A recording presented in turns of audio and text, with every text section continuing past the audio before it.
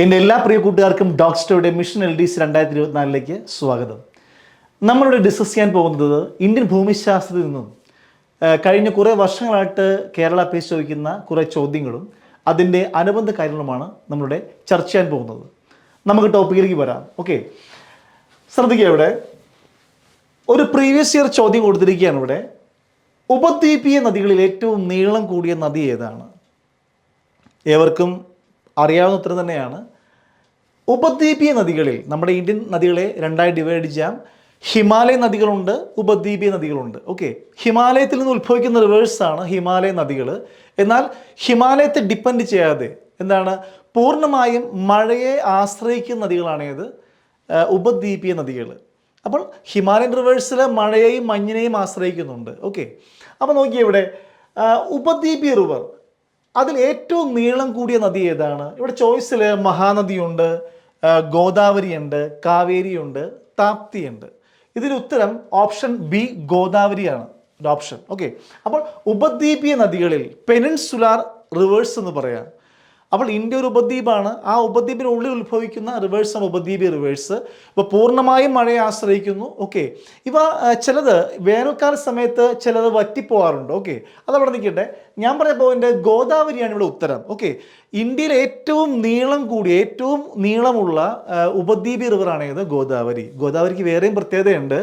ഇതൊരു ദക്ഷിണേന്ത്യൻ നദിയാണ് ഗോദാവരി. അത് മാത്രമല്ല, ഇതിനെ വൃദ്ധഗംഗ എന്നറിയപ്പെടുന്ന റിവറാണ്. വൃദ്ധഗംഗ എന്നറിയപ്പെടുന്നു. ക്ലിയർ ആണെന്നില്ലേ?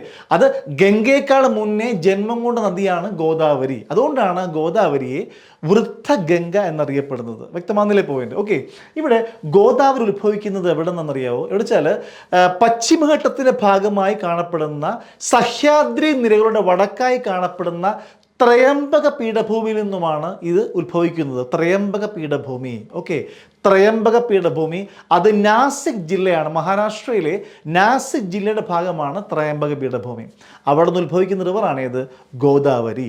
ശ്രദ്ധിക്കുക, പൂർണ്ണമായും ഇന്ത്യയിൽ ഒഴുകുന്ന ഏറ്റവും വലിയ നദിയാണ് ഗോദാവരി. പൂർണ്ണമായും ഇന്ത്യയിൽ ഒഴുകുന്ന ഏറ്റവും വലിയ നദിയാണ് ഗോദാവരി. ഇപ്പോൾ ഗംഗ എടുത്താൽ ഗംഗ ബംഗ്ലാദേശിൽ കയറുന്നുണ്ട്. ഓക്കെ, അപ്പോൾ പൂർണ്ണമായും ഇന്ത്യയിൽ ജനിക്കുന്നു, ഇന്ത്യയിൽ വെച്ച് തന്നെ സമുദ്രത്തിൽ പോയി പതിക്കുന്നു.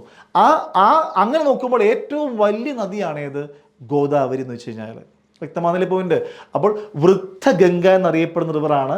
ഏകദേശം 1465 കിലോമീറ്റർ ദൈർഘ്യം നീളത്തിലാണ് ഈ നദി ഒഴുകുന്നത്. 1465 കിലോമീറ്റർ നീളത്തിൽ ഒഴുകുന്നു. ക്ലിയർ ആണല്ലേ പോയിന്റ്? ഓക്കെ, ഗംഗാപൂർ വെള്ളച്ചാട്ടം എന്ന് പറയുന്ന വെള്ളച്ചാട്ടം, അതുപോലെ സോമേശ്വർ വാട്ടർഫോൾ. ഇപ്പോൾ ഗംഗാപൂർ വാട്ടർഫോൾ, സോമേശ്വർ വാട്ടർഫോൾ, ഇത് രണ്ടും മഹാരാഷ്ട്രയിൽ നാസിക് ജില്ലയിലാണ്. വ്യക്തമാകുന്നില്ലേ പോയിന്റ്? അപ്പോൾ ഗോദാവരി. ഓക്കെ, ക്ലിയർ ആകുന്നില്ല പോയിന്റ്? അപ്പോൾ ഇന്ത്യയിൽ ഏറ്റവും വലിയ ഉപദ്വീപീയ റിവറാണ് ഗോദാവരി. ഇന്ത്യയിൽ പൂർണ്ണമായിട്ടും ഇന്ത്യയിൽ ഒഴുകുന്ന ഏറ്റവും വലിയ നദിയാണേത് ഗോദാവരി. ക്ലിയർ ആകുന്നില്ല പോയിന്റ്? നമുക്ക് അടുത്ത പോയിന്റിലേക്ക് പോകാം. നമുക്ക് അടുത്തത് ദക്ഷിണ ഗംഗ എന്നറിയപ്പെടുന്ന നദി ഏതാണ്? ദക്ഷിണ ഗംഗ എന്നറിയപ്പെടുന്ന റിവർ ഏതാണ്?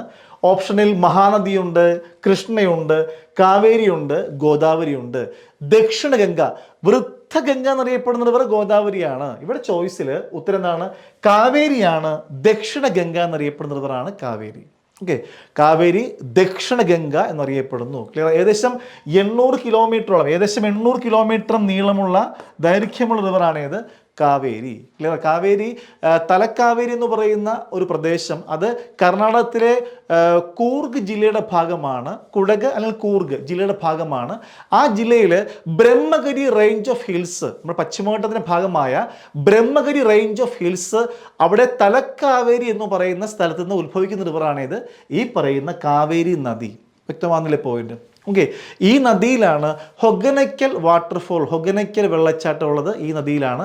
അതുപോലെ ശിവസമുദ്രം വെള്ളച്ചാട്ടം, ശിവസമുദ്രം വാട്ടർഫോൾ എവിടെയാണ്? അത് കർണാടകത്തിലാണെങ്കിൽ ഹൊഗനക്കൽ എവിടെയാണ്? തമിഴ്നാട്ടിലാണ്. ഈ രണ്ട് വാട്ടർഫോൾസ് എവിടെയാണ്? ഈ ഒരു നദിയിലാണ്. വ്യക്തമാകുന്നില്ലേ പോയിന്റ്? അതുപോലെ ശ്രീരംഗപട്ടണം എന്ന് പറയുന്ന ഒരു ദ്വീപ് ഈ നദിയിലുണ്ട്, ഈ ഒരു റിവറിലുണ്ട്. വ്യക്തമാകുന്നില്ലേ പോയിന്റ്? അപ്പോൾ തലക്കാവേരി ഇവിടെ ശ്രദ്ധിക്കുക. അപ്പോൾ കാവേരി നദി എന്ന റിവറാണ് ദക്ഷിണ ഗംഗ എന്നറിയപ്പെടുന്ന റിവർ. വ്യക്തമാകുന്നില്ലേ പോയിന്റ്? ഓക്കെ, ക്ലിയർ ആകുന്നില്ല പോയിന്റ്.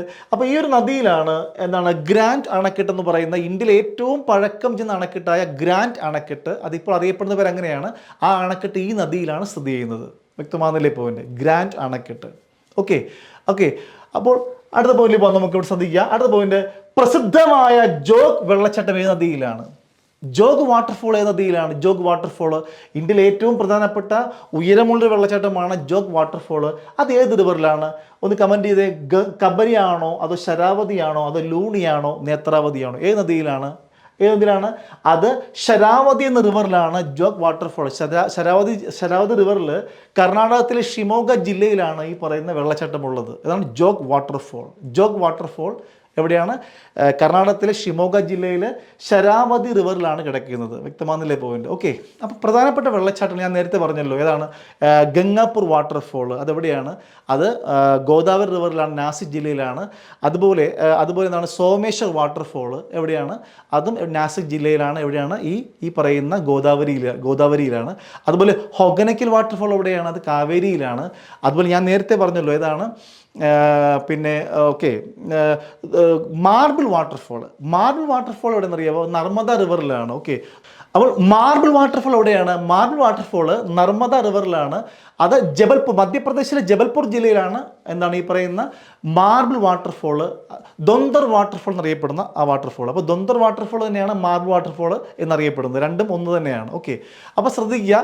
അപ്പോൾ ജോഗ് വാട്ടർഫോൾ എവിടെയാണ്? ശരാവതി റിവറിലാണ്. അതെവിടെയാണ്? കർണാടകത്തിലാണ്.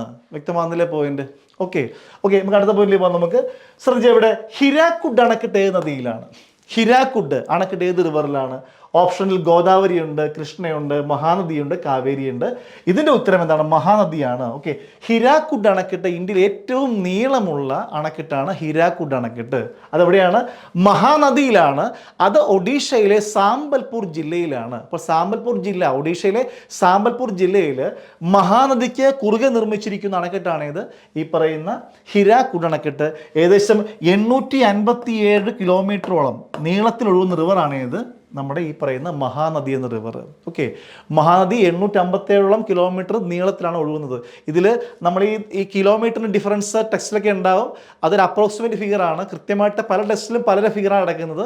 അപ്പോൾ ഏകദേശം 857 കിലോമീറ്ററോളം നീളത്തിൽ ഒഴുകുന്ന റിവറാണ് ഇത് മഹാനദി. ഓക്കെ, ഷിയോനാഥ് എന്ന് പറയുന്നത് മഹാനദിയുടെ ഏറ്റവും വലിയ പോഷ നദിയാണ് ഷിയോനാഥ്. ഓക്കെ, ഷിയോനാഥ് എന്ന് പറയുന്നത് മഹാനദിയുടെ ഏറ്റവും നീളമുള്ള ഏറ്റവും വലിയ പോഷ നദിയാണ്. ഓക്കെ, പാരദ്വീപ് തുറമുഖം കിടക്കുന്നത് മഹാനദിയുടെ റിവർ മൗത്തിലാണ്. ഈ മഹാനദി പോയിട്ട് ബംഗാൾ ഉൾക്കടലിൽ പോയി ചേരുന്ന ആ ഭാഗത്ത് കിടക്കുന്ന എന്താണ് ഒരു തുറമുഖമാണ് ഇത് പാരദ്വീപ് എന്ന് പറയുന്നത്. അപ്പോൾ ഒഡീഷയുടെ ദുഃഖം എന്നറിയപ്പെടുന്ന റിവറാണ് ഇത് മഹാനദി. അപ്പോൾ ഇങ്ങനെയെല്ലാം ഒരുപാട് വിശേഷങ്ങൾ ആർക്കുണ്ട്?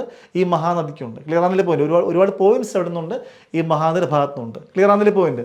അപ്പോൾ ഇത്രയും പോയിന്റ്സ് നിങ്ങൾക്ക് നല്ലവണ്ണം മനസ്സിലായെന്ന് കരുതുന്നു. നല്ല പോലെ പ്രിപ്പയർ ചെയ്യുക. LDC നമുക്ക് നല്ലവണ്ണം ഒരു വലിയ കടമ്പ തന്നെയാണ്. നമ്മൾ തീർച്ചയായിട്ടും അത് വിൻ ചെയ്തിരിക്കുന്നതാണ്. ഏവർക്കും നല്ല വിജയം ആശംസിക്കുന്നു. God bless you. Have a nice day. Thank you so much. By.